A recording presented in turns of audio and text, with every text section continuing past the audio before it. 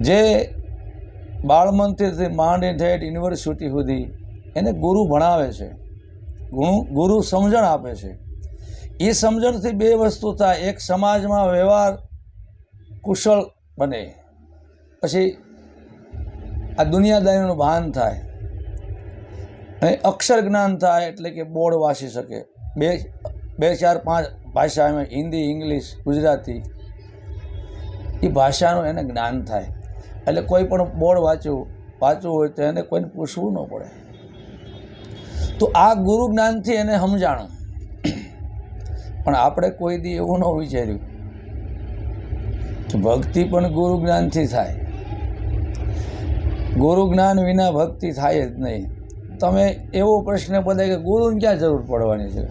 આપણા ઘરમાં બધાય પૂજા પાઠ કરતા હોય તો આપણે કરવા મળીએ. જેમ બાળ મંદિરે જવું, પછી 1 થી 7 ધોરણ, પછી 8 થી 12, પછી કોલેજ, એમાં સર્ટિફિકેટ